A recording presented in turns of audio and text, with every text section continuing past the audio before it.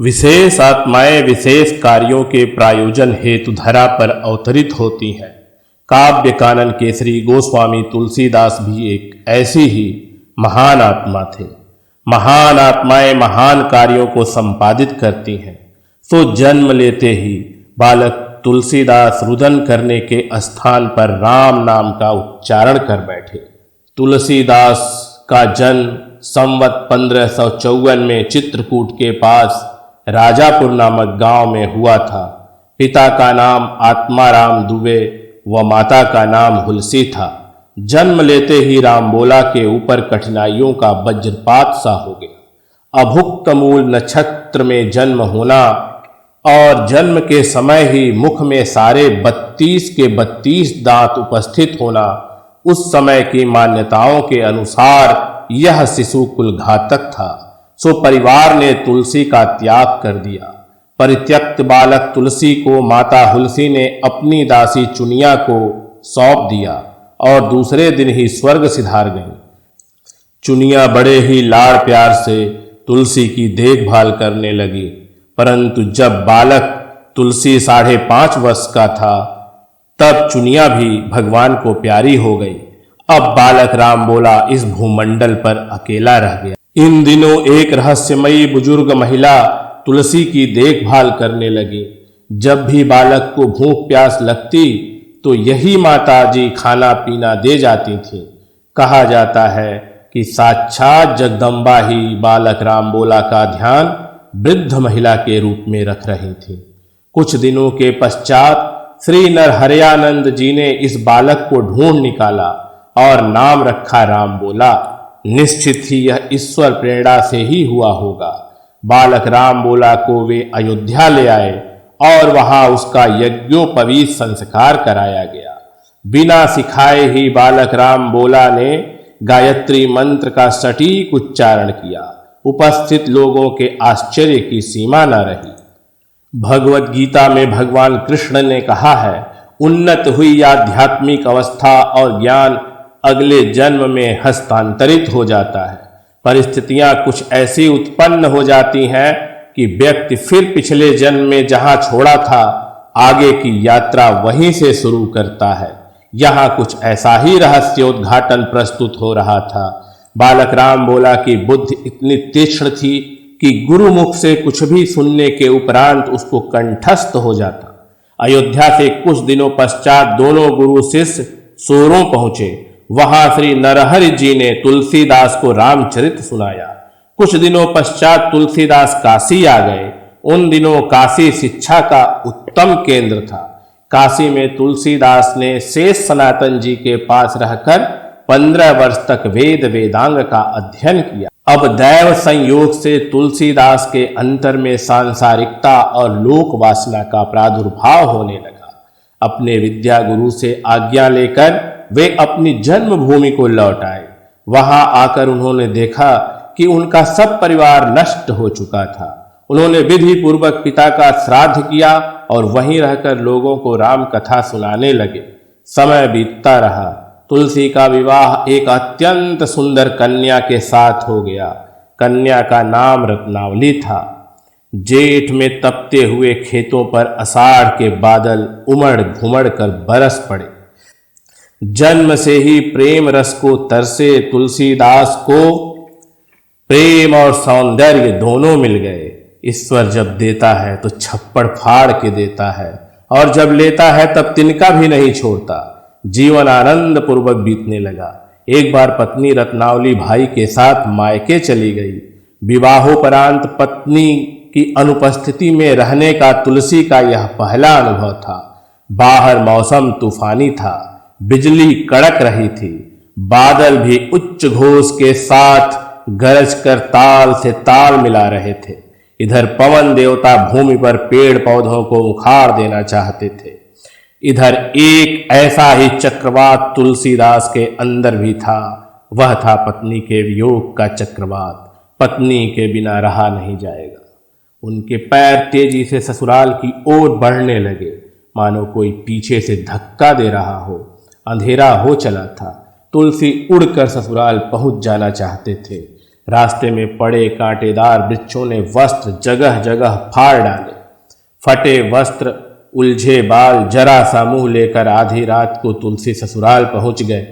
कुंडी खटखटाई, घर के सदस्य बाहर आए, सब हतप्रभ, कोई कुछ न बोल सका। इतने में पीछे से पत्नी रत्नावली भी आ गई। पति को आधी रात को पागलों की सी अवस्था में अपने दरवाजे पर परिवारजनों के सामने खड़ा देखा। शर्म और गुस्से के कारण रत्नावली का मुंह रक्त वर्ण हो गया, भृगुटियां तन गईं, सांसें धौकनी बन गईं।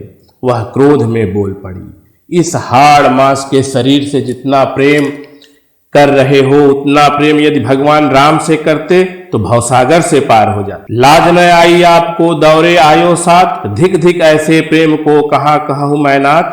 अस्थि चरो मैं देह मम तमो ऐसी प्रीत, तैसो जो श्री राम मैं होत न तब भयभीत।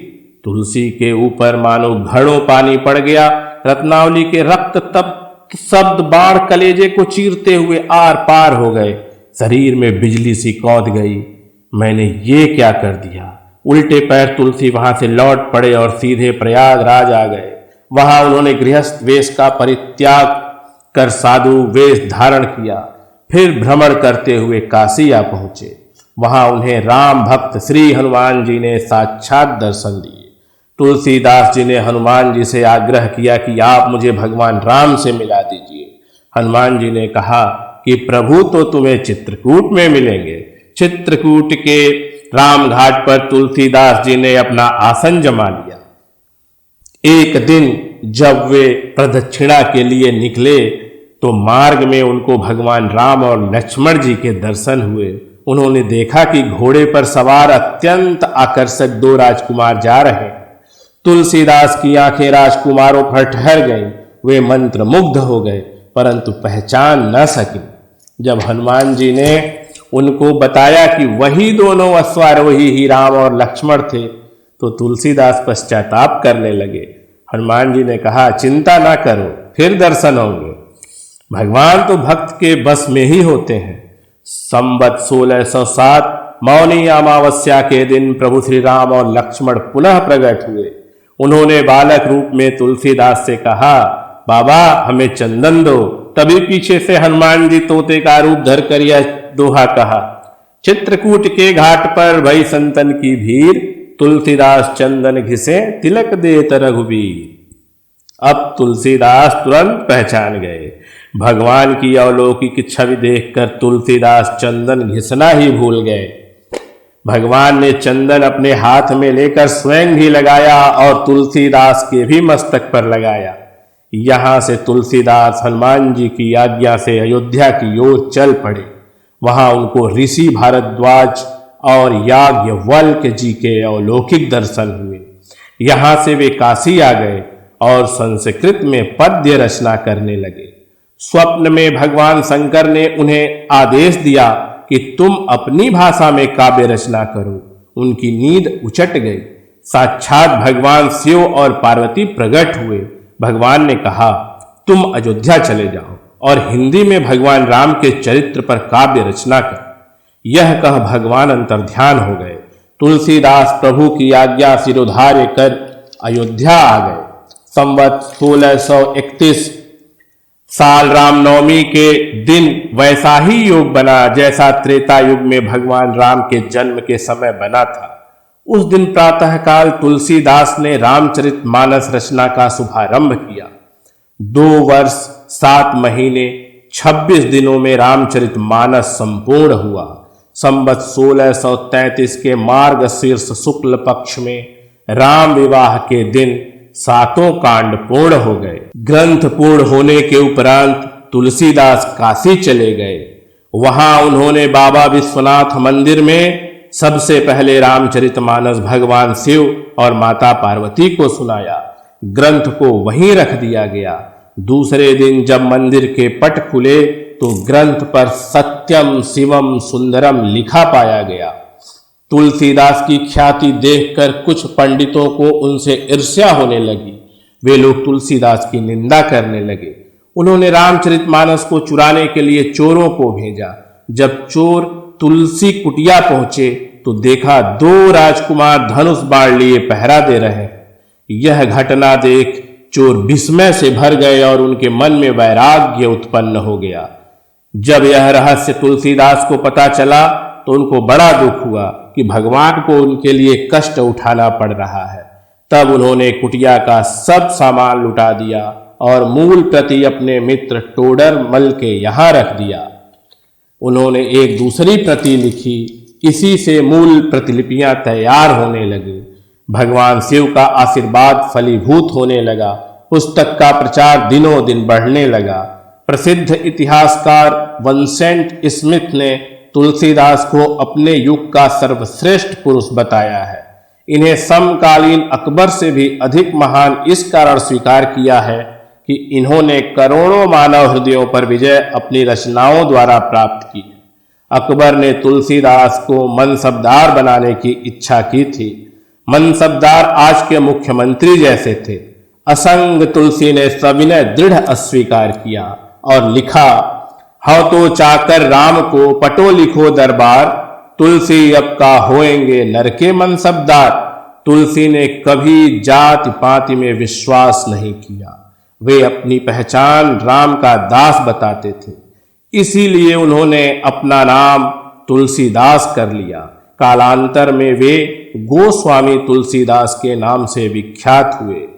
अगर आपको यह जीवनी पसंद आई हो तो हमें कमेंट कर बताएं।